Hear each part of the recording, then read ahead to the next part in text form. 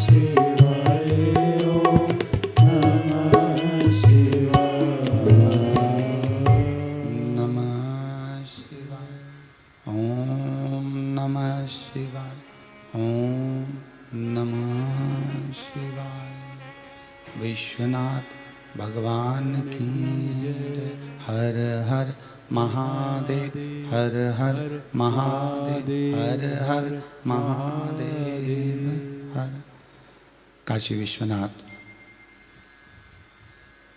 ओगड़दानी, त्रिकालदर्शी, कैलाशी, अविनाशी भगवान शिव, जिनकी पुनीत पावन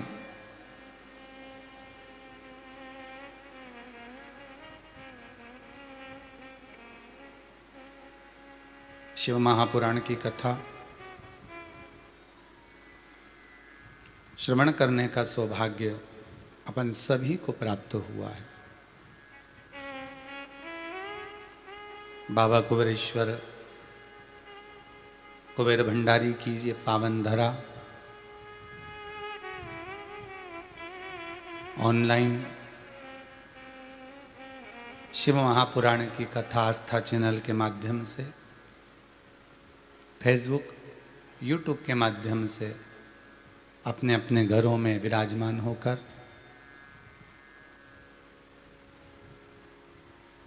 बाबा भूत भावन भूतेश्वर की इस कुबेर भंडारी की ये पावन धरा कुबेरेश्वर धाम से ऑनलाइन शिव महापुराण की कथा सिडनी ऑस्ट्रेलिया में विराजमान होकर श्री रामेश्वर लाल, श्रीमती सोवन देवी जी भांगड़, पुत्र श्री राजेश जी, श्रीमती बिनाका जी भांगड़,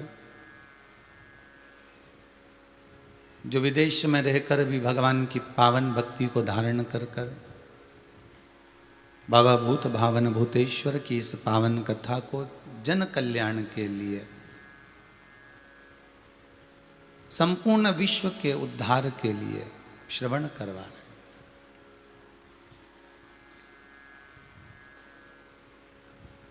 संसार सागर में मनुष्य का यदि जन्म मिले और मानव का जन्म मिलकर हम को अगर भगवान संपदा दे, थोड़ा बहुत धन और वैभव दे, तो बाबा काल अधिपति महाकाल से ये विनती जरूर करना कि भोलेनाथ ऐसी कृपा जरूर करना कि हम भी जिंदगी में एक बार शिव महापुराण की कथा जरूर कराएं। उस बाबा से विनती जरूर करना।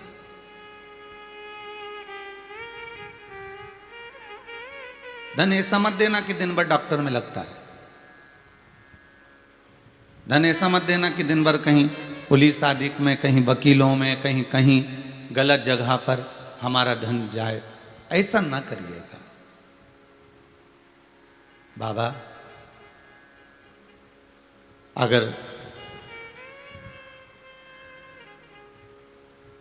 थोड़ा भी धन देना तो ऐसा देना कि उस धन में और आनंद की अनुभूति होती चली जाए।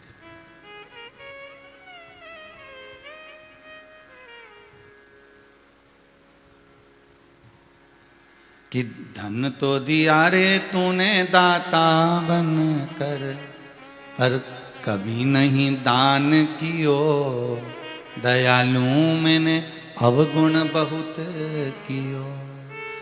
के मुख तो दिया रे तूने दाता बन कर, पर कभी नहीं भजन कियो, दयालु मैंने अवगुण बहुत कियो। इस संसार सागर में आकर अगर मैंने सबसे ज्यादा कोई काम करा तो एक करा कि कोरा कोरा कागज काली काली शाही, 10 को 20 कियो, दयालु मैंने अवगुण बहुत कियो। इस संसार सागर में मुझे भजन को दुगना करना था।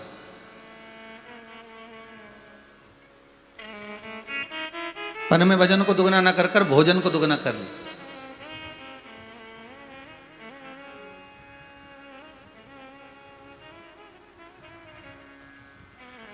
इस संसार सागर में आकर मुझे कीर्तन को, दान को, पुण्य को, सत्कर्म को दुगना करना था। पर इस संसार सागर में आकर मैंने अहंकार को दुगना कर लिया। मैंने अहम को, मैंने अपने अभिमान को, मैंने अपने अहंकार को दुगना कर लिया।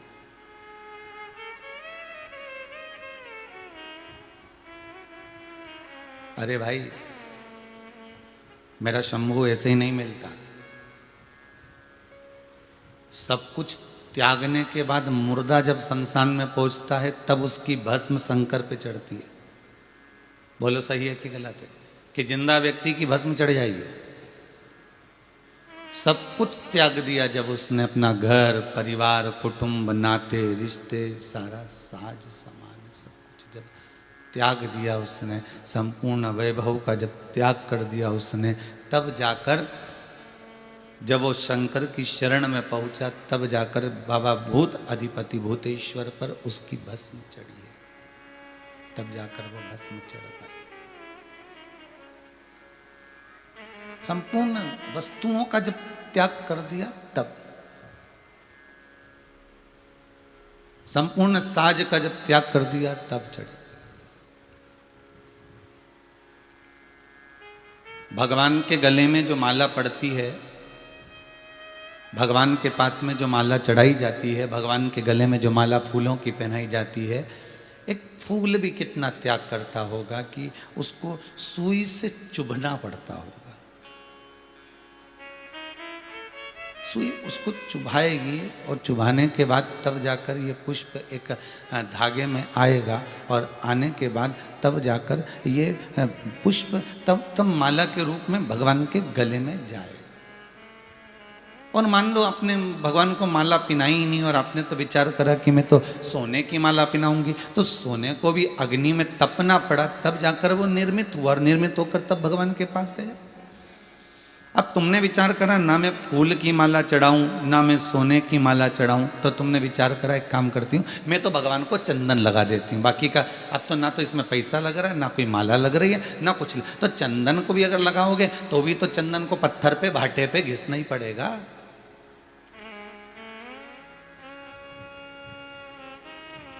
फूल को अगर भगवान के पास जाना है तो उसको चुभन सहन करना पड़ेगी।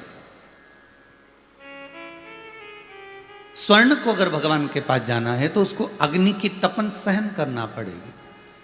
चंदन को अगर भगवान के मस्तक पर जाना है तो उसको भी पत्थर पर घिसा जाएगा, तब जाकर वो भगवान के मस्तक पर चढ़ पाएगा। तो मनुष्य भी ऐसे ही चले जाएगा क्या भगवान के पास? मानव भी क्या भगवान के पास ऐसे ही चले जाएगा?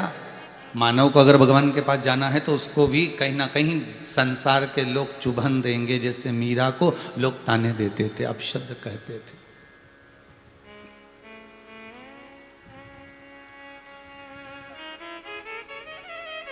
जहर का प्याला मीराबाई को लाकर दे दिया, महाराज सांप का पिटारा लाकर दे दिया, पर फिर भी उसको चुभन तो है, चुभाया तो जा रहा है।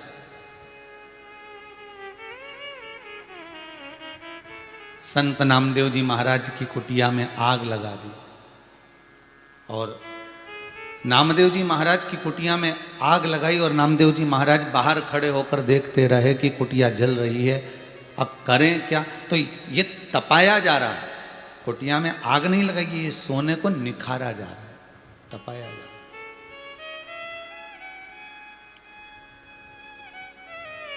और चंदन, संसार के लोग व्यक्ति को बहुत उसकी बुराई कर कर, निंदा कर कर, अपशब्द बोलकर उसको घिसते हैं, भले घिसे।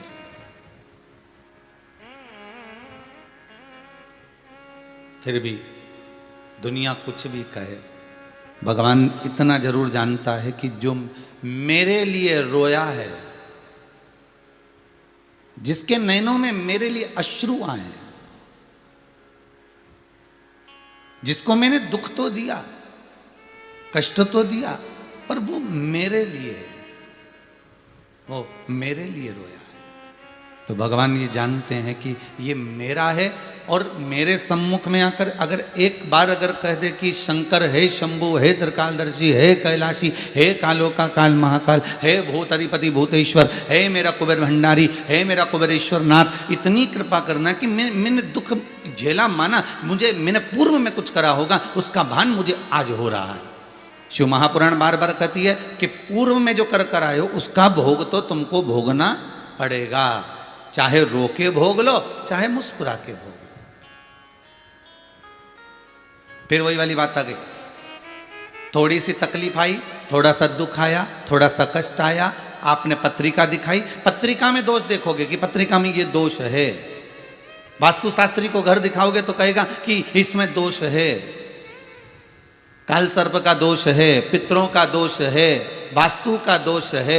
आपने दुनिया में दोष देखा, पर अपने भीतर का भी तो दोष देखो कि हमने क्या करा, हमने क्या बोल दिया, हमने ऐसा क्या कर दिया, हमने क्यों ऐसा करा। अपने भीतर का दोष क्यों नहीं दिखता।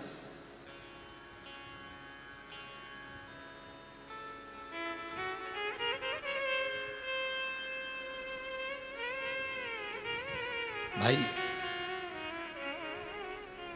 गलती और गुनाह, ये दोनों चीजों का स्मरण होना चाहिए आपको। गलती और गुनाह,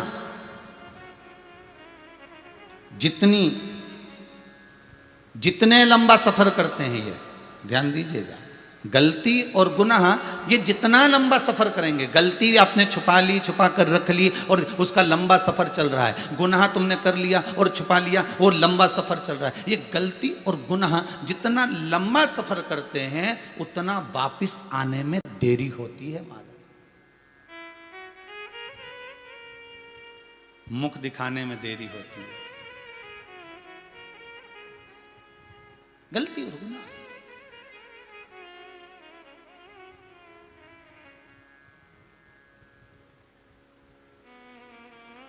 अपनी गलती को, अपने गुनाह को लंबा सफर मत करने देना।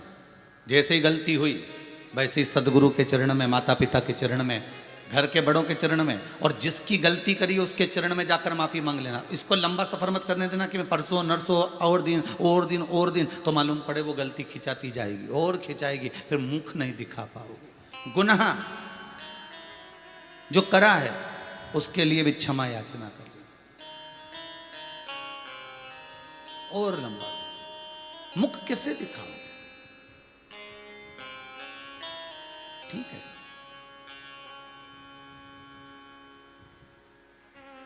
कर्म का भोग है, मनुष्य को भोगना है। जैसा मानव का शरीर मिला है वो तो ये मन के अनुकूल हम अपनी जिंदगी, वो कहते हैं एक ट्रेन रास्ते में चलते चलते बंद हो गई।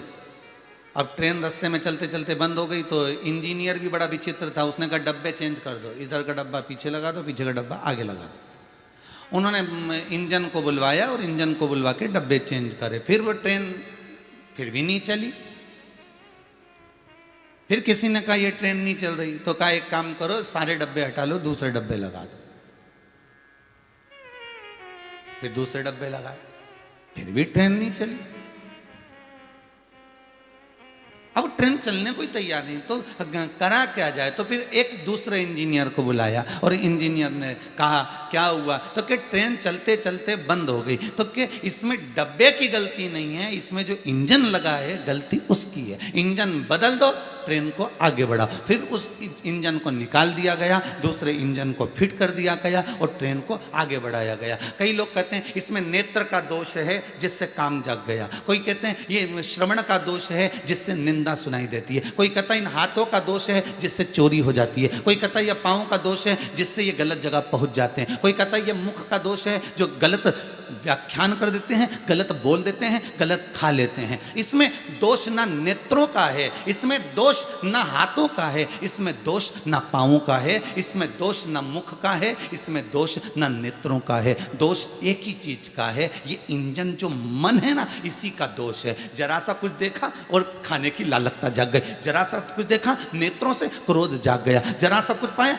आखिर ये मन जो है ये इंजन है, इस इंजन को थोड़ा सा चेंज करना पड़ेगा तो हमको सब कुछ अच्छा नजर आने लगेगा, हमको सब कुछ अच्छा सुनाई देने लगेगा, हमारे हाथों से सब अच्छा होने लगेगा, हम अच्छी जगह जाने लगेंगे, हम अच्छा बोलने लगेंगे, हम अच्छा खाने लगेंगे। क्योंकि ये मन ही सबसे विचित्र इंजन है जो दुनिया के लोग डब्बे बदल रहे हैं। आप भी डब्बे बदल रहे हो, जरा सा कहीं पर कुछ गंदा देख लिया तो आंखें फेर लियो, राम जी राम, अच्छी बात थोड़ी ना। ऐसा जरा सा कुछ हुआ मुंह पर कोई ना कुछ बोला तो आपने श्रवण शक्ति पर ध्यान दिया, पर मन केंद्रित नहीं कर पाए।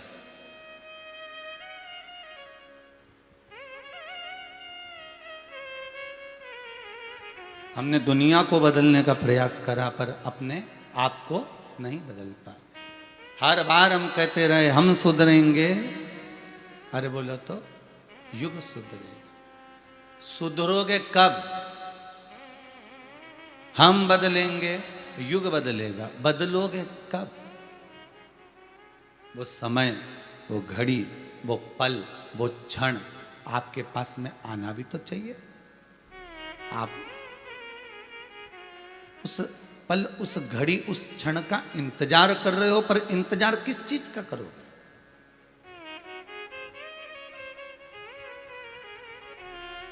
बदल लो इस मन को, बदल। और ये मन जब बदल गया, ये चित्त, ये वृत्ति जब व्यक्ति की बदल जाती है, तो चाहे कितनी भी गलत संगति सामने आ जाए तो भी वो गलत नहीं कर पाता। विभीषण और केकई, विभीषण और केकई इसका उदाहरण है। लंका में विभीषण रहते हैं, चारों तरफ राक्षस राक्षस रहते हैं, अपशब्द कहने वाले, ताने देने वाले, मदिरापान करने वाले, मांसाहार करने वाले, भक्षण करने वाले, वैश्यावृत्ति करने वाले, जुआ खेलने वाले, सारे उस लंका के अंदर निवास करते थे। इसके बाद भी विभीषण में कोई आदत आई क्या? अरे बोलो तो नहीं। विभीषण बिगड़ा क्या? नहीं।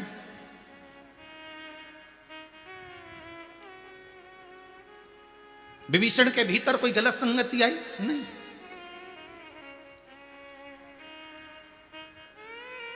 एक मां अपने बच्चे को रोज चिल्लाती है, उसके साथ मत रहा कर, मैं तेरे को 50 बार समझा चुकी, नहीं तो जोड़ दूंगी रख के। मैंने तेरे को 50 बार समझाया, उसके साथ मत रहा कर, वो बेकार है, बहुत गंदा लगता है मुझे, उसके साथ मत रहना, नहीं तो दूंगी दो धर कर।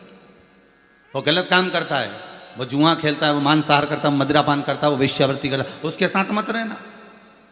पर शिव महापुराण की कथा तो कहती है कि लंकाधिपति रावण की उस नगरी में सारे ही ऐसे थे, एक विभीषण को छोड़कर सारे। तो वो क्यों नहीं बिगड़ा? क्योंकि उसने अपने मन को, इस इंजन को परमात्मा में लगा कर रखा था। तो डब्बे बदलने की जरूरत नहीं है। फिर तो देखे जितना देखना। कौन कहता है कि नाटक मत देखो? कौन कहता है कि फिल्म मत देखो? कौन कहता है कि सीरियल मत देखो? तुम नाटक देखो, पर घर में नाटक मत करो।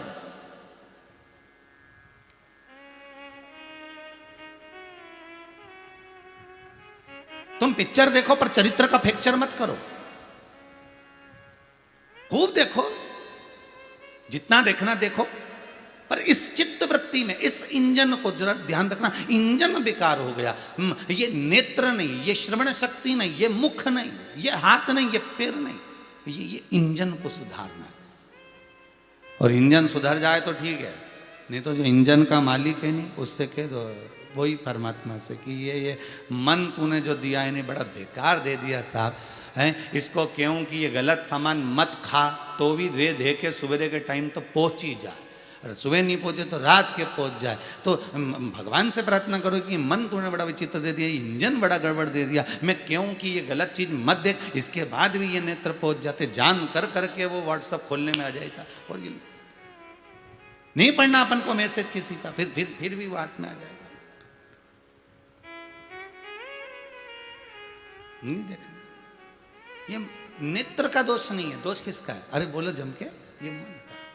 हमें नहीं सुनना निंदा, हमें निंदा नहीं सुनना। उसके बाद भी ले दे के हमारी वो काकी जी के भेज दिया ना, मासी जी के भेज दिया ना, मामा जी के भेज दिया ना, फूफा जी के भेज दिया, और वो बैठे और जो बात करना चालू करी। फिर तो थोड़ी देर तो सोफा पे बैठे ने, तुमने मना भी कर दिया, देखो हमारे सामने फालतू बात मत करना। फिर उसने बात घुमा दी, और घुमा के जब दूसरी तरह से करना चालू करी ने, तो ऐसा रस आया। तो अब तो के रिमोट से टीवी बंद कर दो थोड़ी देर जरा, अब मासी जी आई थोड़ा सुन ले क्या कह रही बेचारी। अब वो रस, तो ये श्रवण का दोष नहीं है, दोष मन का है। चित्त वहां लग गया उस निंदा में, मन वहां लग गया उस निंदा में, नेत्र वहां पहुंच गए उस गलत जगह पर,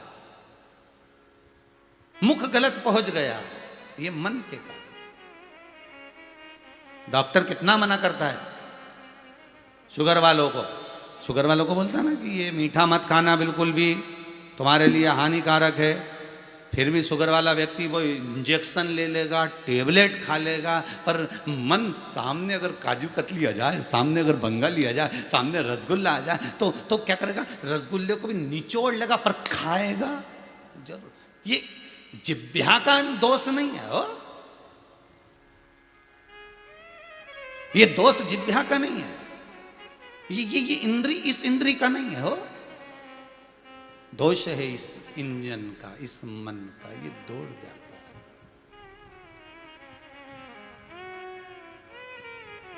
बस ये मन सब दूर जाता है, पर ये मन परमात्मा के आगे झुक नहीं पाता है। अब अभिमान, अहंकार, अभिमत्ता, अहमता भगवान के सामने झुकने नहीं देते।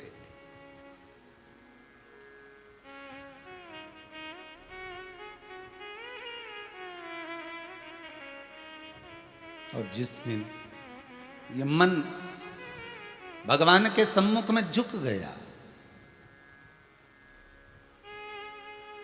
भगवान के सामने झुक गया। आपको कथा में, इससे पहले जो कथा हुई थी उसमें वर्णन किया था, इस सिर को घर के बुजुर्गों के सामने, घर के बड़ों के सामने, गुरुजन के सामने, माता पिता के सामने, परमात्मा के सामने इस सिर को झुका दिया करो। क्यों? इस सिर में सब कुछ भरा हुआ है और ज्यादा भरा हुआ है ना, इसलिए इसको उंडेलते रहो गुरुजन के चरणों में, माता पिता के चरणों में इसको गिराते रहो, छोड़ते रहो।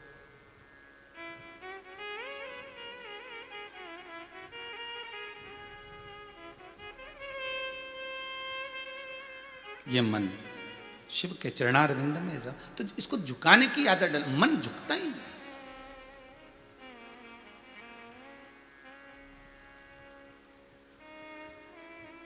बताओ, एक कहीं शादी में देखा था हमने तो कि वो लड़की ऐसी खड़ी थी और स्टेज पे, और दूल्हा भले वो उसके माँ बाप के सामने कभी नहीं झुका बापड़ा, कभी उसने गुरुजी के सामने धोखनी लगाई, पर माता पिता के आगे धोखनी लगाई, कभी उसने माता पिता गुरुजन को, घर के बड़ों को, कभी बहन को, कभी भाई को जिस आदर से फूल नहीं दिया, उस आदर से वो फूल दे दिया था। हम सामने सोफे पे बैठे थे, सामने वो स्टेज पे लड़की बड़ी तन के खड़ी हुई थी, बड़ी इठला रही थी, और लड़का घुटना टेक के फूल दे रहा था। हमने कहा गजब का सीन है साहब, गजब।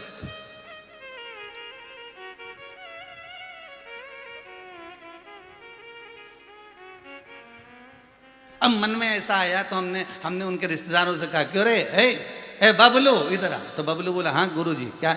हमने कहा इन दोनों की पटेगी अच्छी रहे हो, बहुत जोरदार पटने वाली। जब लड़का आज ही इतना समर्पित हो गया बेचारा है, गुलाब का फूल दे रही आप घुटना झुका के, जो अपने माँ बाप के आगे नहीं झुका, जो कभी है गुरुजन के आगे नहीं झुका, ऐसा घुटना झुका के गुरुजी के प्रणाम करे तो यूं कर दे, मम्मी पापा बोले हाय। और वो आज घुटना झुका के अगर गुलाब का फूल दे रहा है तो इन दोनों में पटेगी जरूर हो। और मालूम पड़ा 3 महीने बाद तो तलाक हो गया।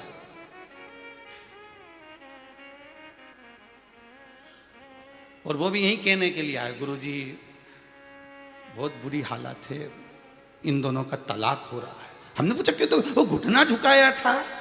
दिक्कत तो वही है नहीं महाराज कि लोग घुटना तो झुका देते हैं, लोग नेत्र तो झुका देते हैं, लोग सिर तो झुका देते हैं, पर अपना दिल नहीं झुका पाते, अपना मन नहीं झुका पाते। तकलीफ महाड़ी पड़ी, दिक्कत तो यही पड़ी है। लोग मंदिर जाएं तो सिर ना बांधें, मंदिर जाएं तो हाथ जोड़ लें। हाथ जोड़ने से होगा क्या? ऐसा हाथ तो कोई भी जोड़ ले। मंदिर जाए तो भगवान का दर्शन करते करते जाए। गाड़ी चलाते जा रहे हो, वहीं से यूज कर रहा है तो यूज तो कोई घोड़ा गधा भी निकले तो वहीं से यूं देखता जाए कि रोटी मिलेगी, गाय भी निकले तो यूं देखता जाए। और यूं के हम तो भगवान को रिझा रहे हैं। तो तुम्हारे सिर झुकाने से कुछ नहीं होगा, तुम्हारे हाथ जोड़ने से कुछ नहीं होगा, तुम्हारे नेत्र झुकाने से कुछ नहीं होगा। शिव महापुराण की कथा कहती है मंदिर में ढेर आते हैं ऐसे, और हजारों लोग दिन भर महाकाल का दर्शन करने के लिए, विश्वनाथ का हजारों लोग दर्शन करने के लिए आते हैं। इस कुबेरेश्वर धाम में भी ढेरों लोग दिन भर में आते हैं और प्रणाम करने के लिए आते हैं, नमन करने के लिए आते हैं। भले कुबेरेश्वर धाम में भगवान नहीं बैठे, पर भूमि को नमन करने आते हैं। पर उनकी चित्तवृत्ति में आएंगे, देखेंगे, हाथ जोड़ेंगे, पांव पड़ेंगे। इससे भगवान को तो मालूम है कि जो मेरे पास में आया है तो वो तो करेगा। तुम किसी एसपी के पास जाओ, कलेक्टर के पास जाओ, तो वो तो पूछेगा सर आ जाऊं अंदर, आ जाऊं, प्रवेश कर जाऊं? हाँ सर, सर सर करके बात करेगा, उसको मालूम है इससे सर सर करना पड़ेगा। पंडित जी से कोई बात करेगा तो सर करके करेगा क्या? गुरुदेव, पंडित जी, महाराज जी, इस तरह से बात करेगा। तो सबका बात करने का तरीका, तो जो मंदिर जाएगा उसको तो प्रणाम करना ही पड़ेगा, जो मंदिर जाएगा उसको हाथ तो जोड़ना ही पड़ेगा, जो मंदिर जाएगा वो दिया तो लगाएगा ही सरी, जो मंदिर जाएगा एक लोटा पानी तो चढ़ाएगा ही सरी, जो मंदिर जाएगा तो फूल भी चढ़ाएगा, जो मंदिर जाएगा तो बेलपत्री भी चढ़ाएगा। तो ऐसे तो दुनिया का हजारों लोग आता है, सब आते हैं भगवान के, ऐसे तो तू भी आया, पर यहाँ झुका तो सरी, तू सिर भी नवाया तूने, हाथ पैर भी झुकाया, पर दिल नहीं झुका पाया, मन नहीं झुका पाया। इस चित्त को, इस वृत्ति को, इस मन को, इस हृदय को, इस दिल को तू घर में बैठ कर भी मुझे नवा लेता तो भगवान कहते मंदिर आकर ही दिखावा करने की जरूरत ही नहीं पड़ती। तू दिल तो नवा, मन तो झुका, इस चित्त को तो नवा। ने घुटना टेक रिया है, फूल दे रिया, उसके बाद इतना झगड़ा कर रिया, तो अब कहाँ जाएगा? तो लोगों के भी लगेगा ना कितना अच्छी जोड़ी है साहब, फोटो भी खींचा, इन्हें ऐसा कैमरा भी लगा था वहाँ, तो खूब जोरदार, तुम देखना टीवी भी बनी, खूब फिल्म भी बनी, सब कुछ हुआ। अब अपन तो यही सोचेंगे कितनी अच्छी जोड़ी है, सामने सिर घुटना नवा के फूल दे रिया है, जो अपने माँ बाप को कभी नहीं दिया इन्हें, कभी प्रणाम नहीं करा इसने, और वो घुटना अपनी उसको फूल दे रिया है जिसको अभी 2 महीने 1.5 महीने से ही मिला है, और इतना नवा के दे रहा है। तो मन में तो आएगा कि इन दोनों में कितनी अच्छी बनेगी, भगवान की कृपा रहे, इन दोनों की जोड़ी अम्मा। पर बात जरा जरा सी बात में झगड़ा होए, और ऐसे झगड़ा होए तब समझ में आए तो ये गुलाब का फूल गड़बड़ कर गया, वो इसीलिए उसने डंडी वाला फूल दिया था कि इसमें कांटे लगे, ले पकड़ ले, तब समझ में आया कि इसमें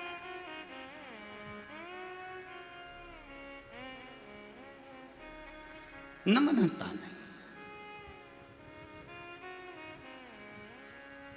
प्रेम।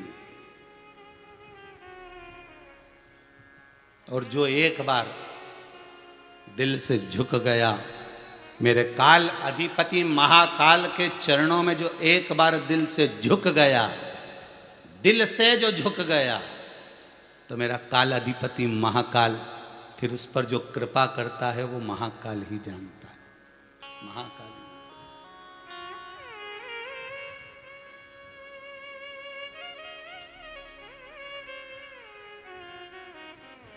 उसके सिवाय कोई नहीं।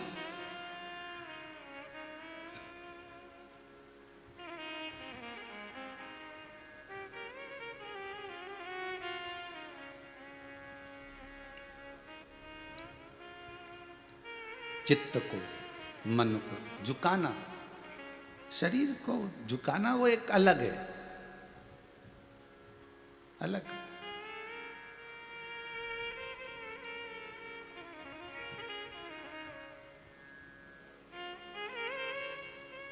एक पहलवान ने सामने एक राम जी का फोटो लगा रखा था, और सुबह सुबह ऐसा हाथ धरे ने दंडवत, वो एक्सरसाइज करे दंडवत, और ऐसे दंडवत करता जा।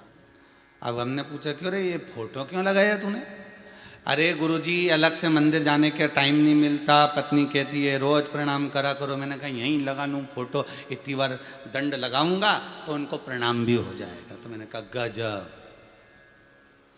अब शरीर बना रहे हो कि मन को परमात्मा तक पहुंचा रहे हो? हम दुनिया की वस्तुएं भगवान को दे दी, दुनिया की सारी सामग्री हमने परमात्मा को दे दी, पर एक मन, एक दिल, एक चित्त, एक वृत्ति हम परमात्मा को नहीं दे पाए।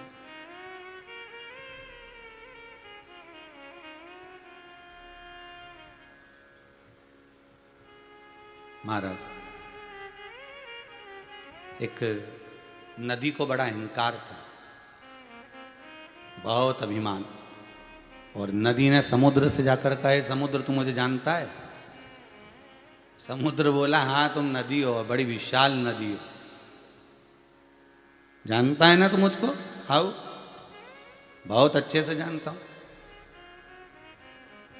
बड़ी विशाल नदी हो तुम इस भारत की भूमि की। अच्छा समुद्र, तुमको अगर मेरा मन है कि मैं तुम्हें कुछ देना चाहती हूं, तुम्हें क्या चाहिए बोलो, मैं तुम्हें दे दूंगी।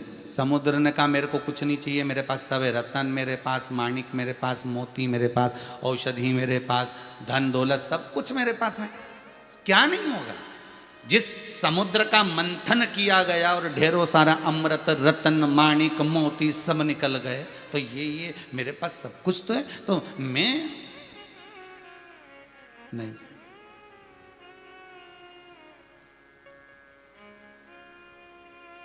मुझे कुछ नहीं चाहिए। नदी ने कहा समुद्र, मैं तुझसे बार बार कर रही हूं, तो मुझसे कुछ मांग ले। समुद्र ने देखा नदी को कितना अहंकार है, बड़ा अभिमान नदी को था, तो मुझसे कुछ मांग ले।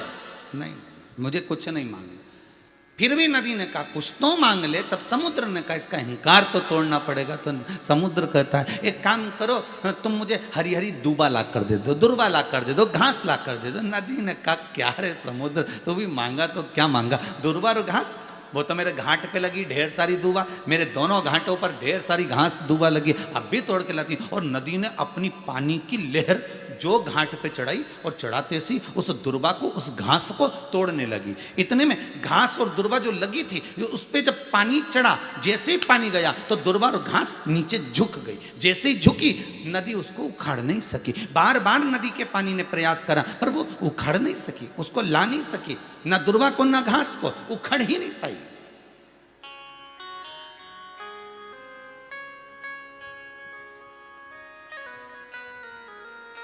दुर्बा घास नहीं उखड़ी नहीं। नदी वापिस आ गई समुद्र देव के पास में। समुद्र देवता ने पूछा नदी ले आई? नदी बोली दूसरी चीज मांग लो। समुद्र ने पूछा क्यों? नदी बोली उसको तो मैं उखाड़ ही नहीं सकी। समुद्र देव बोले वो नदी अच्छे से सुन लेना, जो दुनिया में झुकना सीख गया, किसी के पितासीनी में दम नहीं है कि उसको उखाड़ सके। बहुत ध्यान दीजिए, जो दुनिया में झुकना सीख गया उसको संसार का कोई व्यक्ति उखाड़ नहीं सकता।